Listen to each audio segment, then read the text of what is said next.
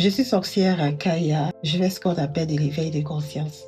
Aujourd'hui, j'ai envie de te partager une petite histoire de ma vie pour que tu puisses mieux apprendre à me connaître et savoir pourquoi je fais tout ce que je fais.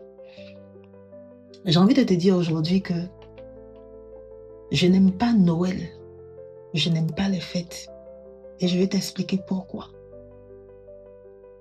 Je n'aime pas Noël, je n'aime pas les fêtes parce que Noël me fait me souvenir de certaines choses qui sont douloureuses pour moi. J'ai grandi dans une famille où mon père n'aimait pas les fêtes. Je ne sais pas pourquoi. Mais à Noël, je me souviens que ma mère achetait des petits sapins, des guirlandes, qui ne voulait même pas qu'on puisse poser, qu'on décore même. C'est-à-dire que même quand on essayait de décorer, il n'était pas content. Il ne voulait pas. Or, nous, on était enfants, on aimait bien. Voilà, quand c'est Noël, voilà, on était contents, on voulait bien faire tout ça. Mais il n'aimait pas. Les 24, les 25, les 31, il était toujours à la maison, dans une tenue, voilà, de maison. Il ne s'habillait pas pour fêter, parce qu'il n'aimait pas ça. Donc, il nous a poussés à vivre ça, en fait, à accepter ça, à accepter le fait que Noël n'était pas quelque chose qu'on devait fêter. Donc, vous voyez que lorsque vous avez grandi avec un parent qui vous a éduqué de cette sorte, vous êtes, je dirais, habitué à ne pas aimer ces fêtes parce que vous ne connaissez pas ça, en fait. Voilà. Je n'ai pas grandi dans une famille où Noël était jouissif, Noël était amusant. Non. J'ai grandi dans une famille où Noël ne signifiait rien. Et la chose la plus terrible, c'est que je me rappelle, j'avais 11 ans. C'était un 1er janvier. Vous savez, à l'époque, en Afrique, les 1er janvier, les enfants s'habillaient, les enfants étaient sapés, bien vêtis, et on allait se balader pour aller demander des pièces, de l'argent aux gens. Et moi, j'avais une montre, une nouvelle montre. Et j'ai porté la montre. Et je suis allée me balader. Et j'ai perdu la montre. Je suis rentrée à la maison. Voilà, mes parents m'ont demandé, ma mère m'a demandé, mais la montre, elle est où? Parce que c'était une nouvelle montre. J'ai dit que je l'ai perdue. Mon père, fâché, s'est mis à me battre. Je ne pourrai jamais oublier cela. Il s'est tellement mis à me battre et je suis un enfant battu. Hein. En tout cas, j'étais un enfant battu. Parce que pour un rien, quiche. Voilà. En tout cas, il fallait toujours être parfait. Il s'est tellement mis à me battre. On habitait au 220 logements, 224. En tout cas, c'était à Djamé. Je me suis échappée sans chaussures. J'ai commencé à courir. Il me poursuivait. Reviens ici, reviens ici. Moi, je courais. Je suis allée me cacher dans un marché. Un petit marché. Sous des tables. Mais étant là-bas, j'avais l'intuition que c'était dangereux pour moi de rester là-bas. Puis aussi, j'avais peur. Donc, je connaissais une tante qui n'habitait pas loin parce que j'étais amie à sa fille. J'appelais ma cousine.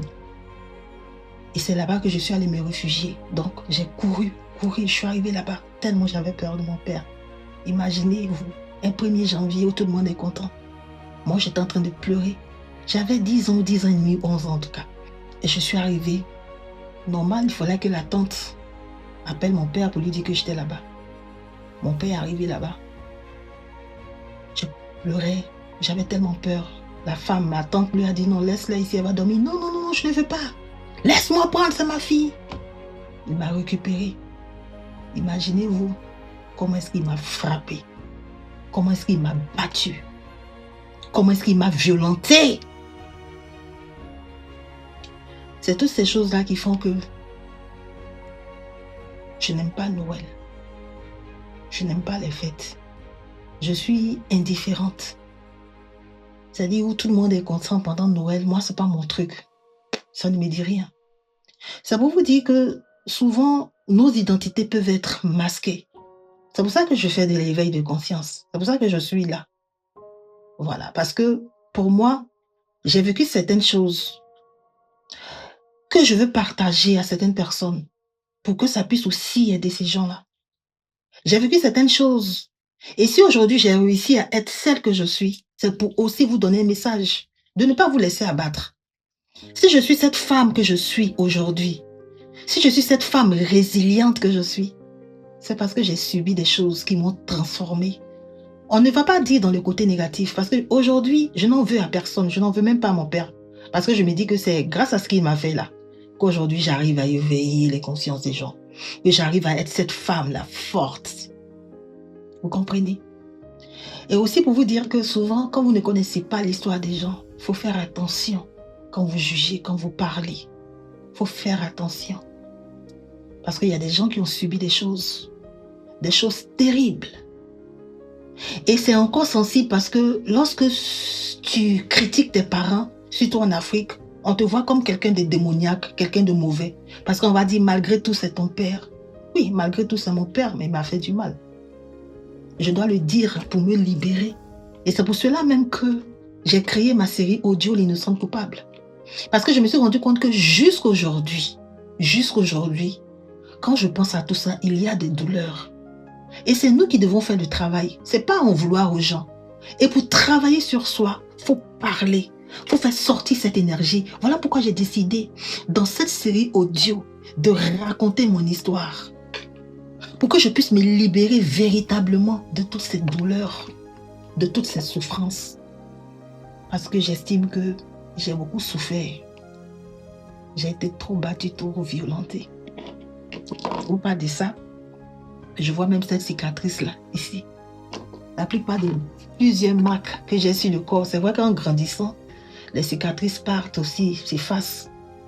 J'ai plein de cicatrices parce qu'on me tabassait très mal. Et il est encore là, bien là. Mais je n'ai plus peur. Je raconterai mon histoire. Je n'ai plus peur parce que c'est ma vie.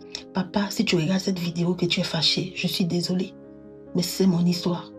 Parce que j'ai besoin de la raconter pour ne pas être un bourreau comme tu l'as été pour moi.